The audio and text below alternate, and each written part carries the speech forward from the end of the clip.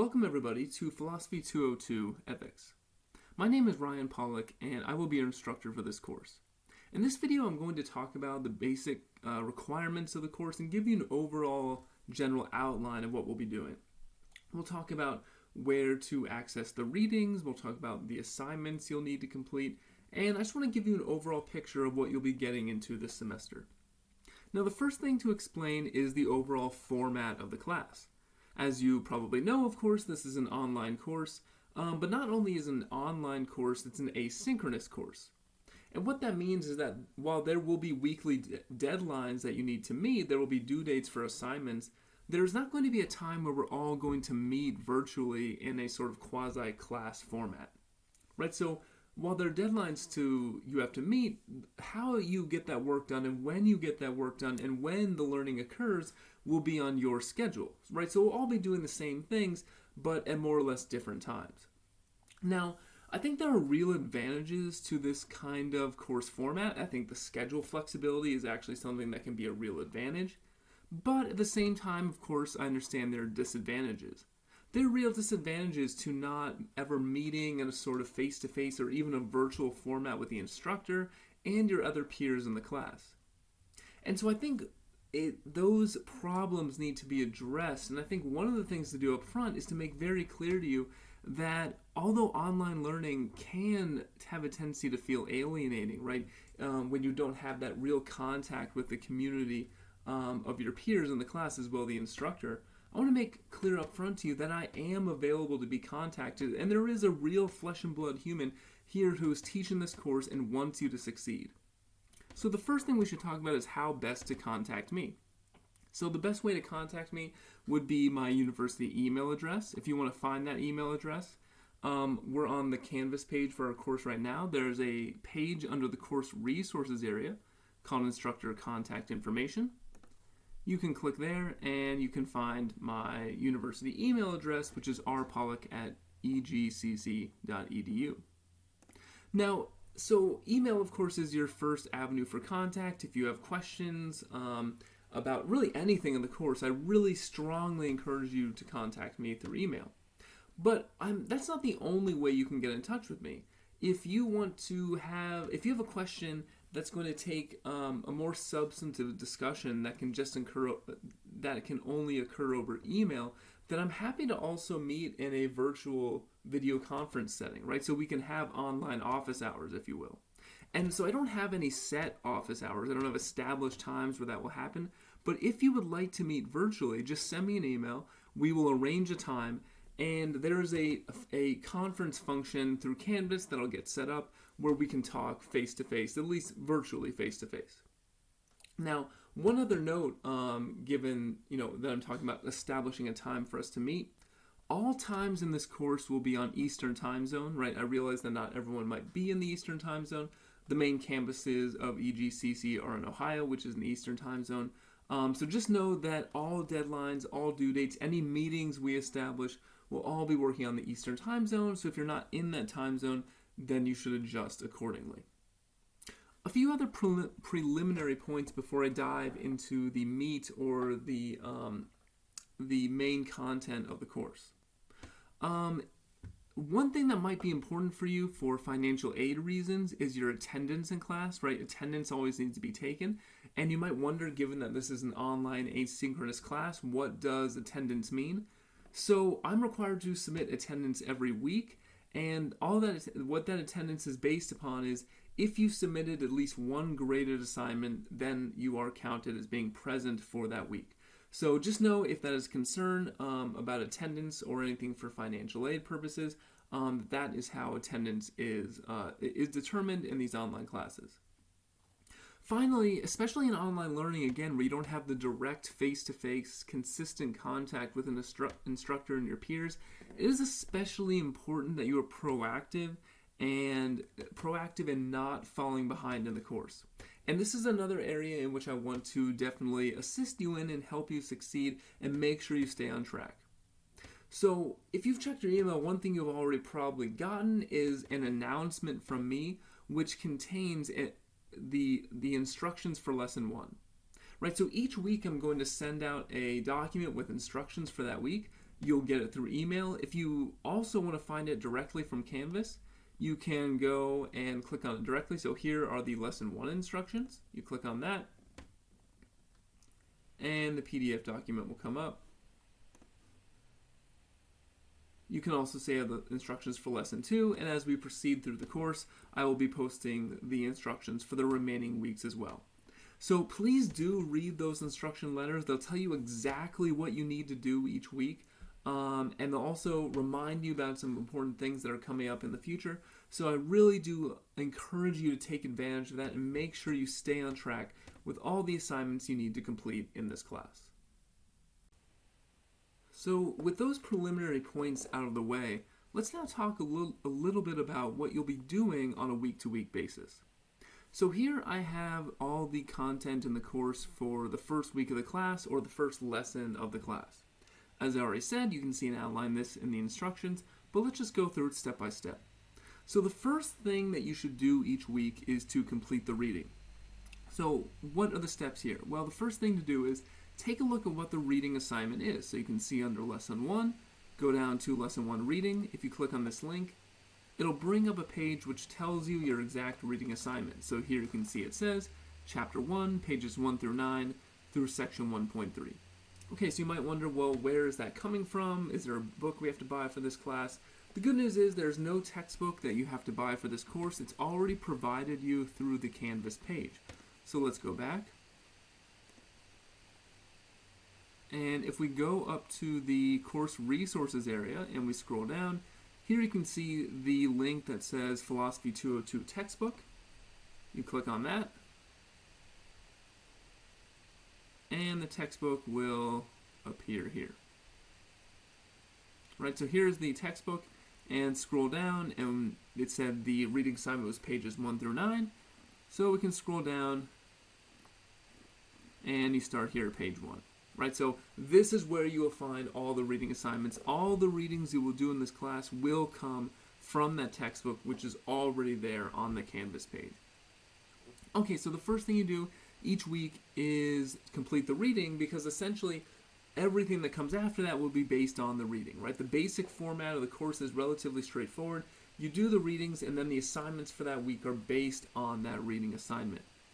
So the next thing to complete is that in addition to a reading each week, there's also going to be a weekly discussion assignment. And I want to say a few things first about the purpose of this assignment. Right, so in a face-to-face class format, I might give a lecture and then pause at various points for students to get into groups and discuss the arguments or the ideas or the questions that we're talking about, and then contribute back to the class. And of course, one of the great things about that, what you want to create a classroom dynamic where people are having a productive discussion. Now, of course, in an online course, and specifically an asynchronous online course, that becomes more difficult because, of course, we're never meeting all together at the same time. So the discussion assignments are meant to supplement that or fill the role of classroom discussion. The idea behind these assignments is that you will be given a prompt to respond to, and you'll have to make an original post that answers the question in that prompt, and then you'll also have to respond to the post of 2 other individuals in the class, 2 other of your classmates. Right, so let's look at an example. So here's lesson 1, and the first discussion you will complete in this course, and the discussion for lesson 1, is the impaired driver case discussion. So we click on this, and here is the prompt, right? So it's going to identify, in this case, a case from the reading. It's going to ask you a question about that case, and you're going to be required to give a response to it. Now, this is a graded activity, right? So each discussion is worth 20 possible points. And we should say a few things about how you will be graded, right? So if we go back to the course resources area, in addition to the textbook, you can also see that there are grading rubrics for all the assignments. There's a grading rubric for discussions, and then all the other assignments in the class. So let's open up the grading rubric for the discussions.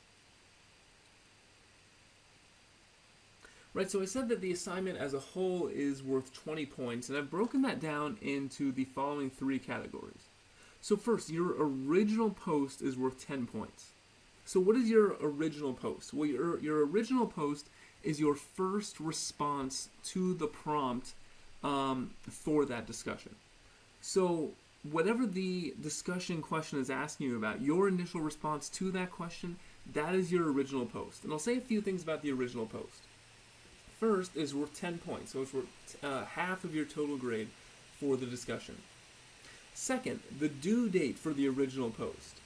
The due date for the original post is Wednesday of each week. Right, so from Monday to Wednesday, your main goals, your main aims should be to complete the reading and then at minimum complete your original post in the discussion forum. Right? So the original post is due by Wednesday, and then your replies, right, your first reply and your second reply, the replies you make to the original posts of other students in the class, those are going to be due by the end of the day on Sunday of each week. So to recap, the original post due by the end of the day on Wednesday of each week, the replies, both of them, are due by the end of the day on Sunday of each week. Okay, a few other things to say about the original post. What am I looking for? Well, first, there is a word requirement for the original post. I'm looking for at least 100 words. You can certainly go beyond that. That's, of course, great and perfectly fine, but it needs to be at least 100 words. Beyond those basic requirements, what am I looking for? Well, first, in your post, I'm looking for evidence that you have done a close reading. Right, so an excellent original post is going to show not that you just read the prompt in the discussion and attempted to answer the question as best you could from there, but they are actually drawing on points from the textbook, from the reading, in order to show that you've done a close reading of the text. In addition, in philosophy and ethics in general, what we're concerned about is not just how things are or what is true, but how things should be, how we ought to act, how we ought to live, what is the right and wrong thing to do. And what this requires is that you have the ability to think critically and take a position on the question asked in the prompt. So not only am I looking for your post to evidence that you've done the reading, I'm also looking for your post to evidence that you've thought carefully about the question and that you're going to give reasons or argue for the position you're taking on that question.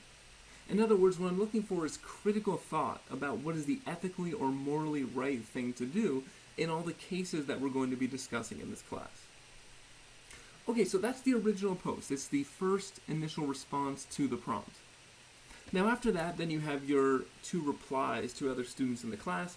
Each of those is worth 5 points, so you add that all together, and that's 20 points total. So what am I looking for here?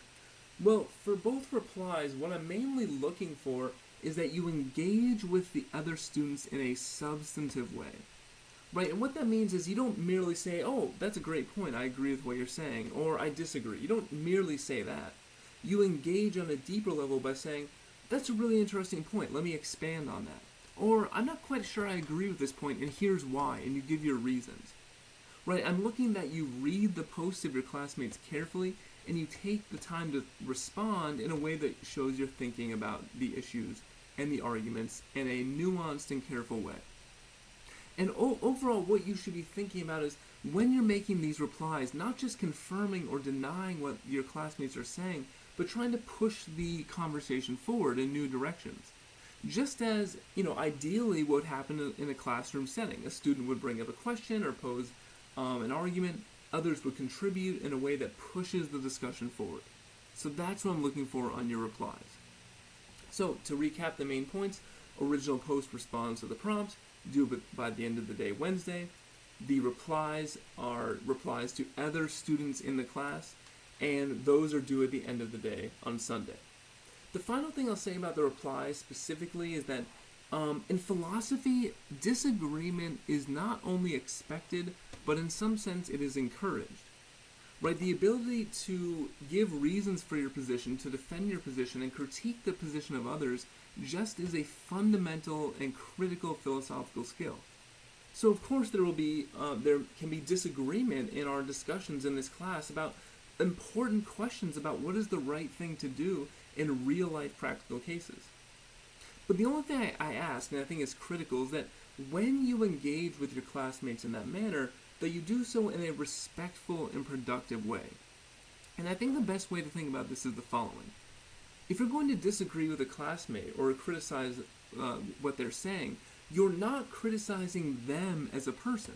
Who they are as a person is completely irrelevant. What you're criticizing or disagreeing with is the ideas they are putting forth. That's what matters. So in all our discussions, it's going to be very important that we take a respectful stance, a respectful tone, and that we only critique the ideas of our classmates, and we never engage in criticizing other people on the discussion boards. Once you've completed the reading for that week, and also the discussion, then there's only one more task left for each given week, and that is the assignment for that week. So the first thing to say about the assignments is that they all have the same due date within their given week, right? So each assignment is due on Sunday of its given week at the end of the day. So for instance, the assignment for week 1 or lesson 1 is going to be due Sunday, January 17th by 11:59 p.m. Eastern Time. Okay, so what will you be doing in the assignments? Well, all of the assignments, all 8 of them for each lesson, are paper assignments. Now, first I'm going to discuss the assignments for lessons 1 through 7 because those are, although the content is different, the format is basically the same. And in a moment, I'll be discussing the assignment for lesson 8 because the format and the amount of points that that assignment is worth is significantly different. Okay, so again, we're looking at lesson 1. Let's say you've done the reading, you've done the discussion. Now let's turn to the assignment.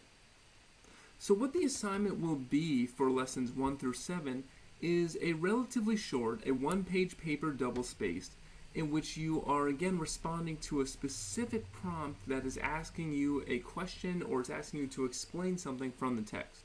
So for instance, here's the prompt for the lesson 1 assignment.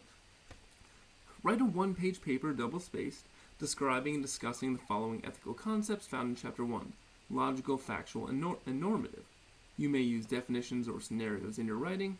The goal of this paper is to gain a level of understanding of all 3 concepts that can be put to use in the class's final project. Okay, now there's a couple points to make about this prompt. One, as you can see, it does identify a specific chapter of the course and identifies certain concepts from the chapter that you're supposed to discuss and explain. So this lesson 1 assignment is more explanatory in nature. I'm really testing your understanding of the concepts in that chapter. Other assignments will be more like the discussion boards in that you'll be asked a question about what you think about a specific case, and you'll be expected to construct an argument for how you'll answer that question. So the content of the assignments will change a little bit, but one thing that's going to remain similar to the assignments for lessons 1 through 7 is that all of them are supposed to be building toward the final assignment in the class, or the assignment for lesson 8. The assignment for lesson 8 is going to be a longer paper that really tries to integrate everything you've learned in this class into one assignment. And the way you should see the lessons 1 through 7 assignments is that these are building blocks on the way there. And in fact, you can even use information that you talk about in the assignments for lessons 1 through 7 in that final assignment. So beyond the points that these assignments are worth, it really does behoove you to take these seriously, because if you do so, you really have a strong basis for the final assignment in the class that you'll be completing in week 8. Okay, now just like the discussion assignments, there's also a rubric for the assignments for lessons 1 through 7. And we can find that rubric also in the course resources area. So let's scroll down to grading rubric for lesson 1 through 7 assignments.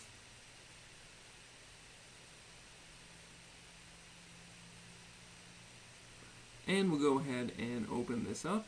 And so I've divided so first of all, the assignments for lessons 1 through 7 are all worth 20 points. And I've divided the points up into the following 2 categories. So first, there's 5 points for just the basic requirements. Is this paper submitted on time? Again, by Sunday of each week at the end of the day. Does it meet the length and formatting requirement? Is it one-page double-spaced? Does your paper address the topic, what the prompt is asking about? Right? Those are the basic requirements. That's worth 5 points. Then the content of your paper, the effectiveness of it, is going to be given a grade out of 15. And the way I'll grade is just going to depend on the assignment because the content of the assignment changes each week.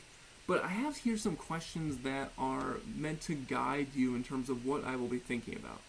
And a lot of these questions are similar to the discussion assignments. Again, these assignments should build upon each other toward the final culmination of the final project for this class. But again, what I'll be looking for is that your assignment demonstrates a close reading of the text. I'll of course want to see that you have an accurate understanding of the concepts in the text. I want to see that when you explain the concepts from the text, you can really do it in your own words, right? I don't want to see you just regurgitating text from the textbook, right? I certainly don't copy and paste it, but also not just sort of barely changing it so it sounds exactly the same. I want to really see you take the material in the text, put in your own words to show your understanding. And if the prompt is requiring you to engage in some sort of ethical reasoning or argument, I want to see you offering specific reasons for the position you take. And these reasons should be reasons that would be convincing not just to someone who already agrees with you, but that could conceivably be good enough reasons to convince someone who doesn't already agree with you, right? So what I want to see is detailed explanation, evidence that you did a close reading of the text, and then ethical reasoning that shows you've really thought deeply about the subject matter. That's what I'll be looking for in the content of this assignment. And for the content portion, I'll give you a grade out of 15. And I have here sort of basic guide, right? 15 would be excellent, 12 is good, 7 is average, etc., etc. I certainly might give grades in between those point areas, but that just sort of gives you a general sense of how I'll be grading, right? And one final word just on really the rubrics for all the assignments. Although I've gone over it briefly here, I really do encourage you to look at these rubrics and read them over, because I think in the long run it's going to help you complete the assignments more effectively if you already have some idea of what I'm looking for in mind. The final thing I will do in this video is to explain the assignment for Lesson 8. So just before I told you that the Lesson 8 assignment is the most substantial, it's worth the most points. It's also meant to be the final project of the course and really be the final culmination of the class. So let's take a look at the Lesson 8 assignment. You'll see it's due at the very end of the course. It's due Sunday, March 7th at the end of the day. Another thing you'll notice is that this assignment, unlike the other assignments, is worth 200 points. Now, if you put this all together, all the other assignments are worth 300 points. There's 500 total points in the class. So 200 points is a very significant chunk of your grade. So it really is important, it behooves you to take this assignment very seriously, and again to see all the other work you're doing in the previous 7 weeks as building blocks that are leading up to this assignment. So what is it that you are doing in this crucial Lesson 8 assignment? Well, as you can see for the prompt for this assignment, it says, the first thing it says, review section 131 of the textbook, the Hurricane Katrina case on page 7. So before we go any farther, one thing I would encourage you to do as soon as possible is to read through that Hurricane Katrina case on page 7, and I'll show you where you can find that in the textbook. So we go up to course resources, open up the textbook,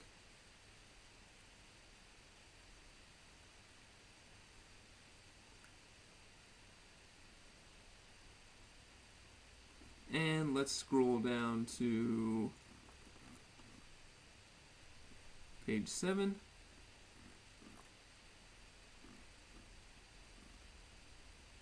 Right, so the case that the prompt is talking about is right here. This is the Hurricane Katrina case. So this is part of your week 1 reading, so you should already be doing this. But one thing I would really encourage you to really pay close attention to this case and have it in mind throughout the course. Because at the end of the class, your most significant grade will be responding to this case. And what I'll be looking for is whether you can give a response to what should be done in this case using all the information, all the theories, all the ethical ideas that we've learned in the previous 7 weeks. So I really do encourage you to read through this case as soon as you can. Okay, so let's take a further look at the prompt for the Lesson 8 assignment.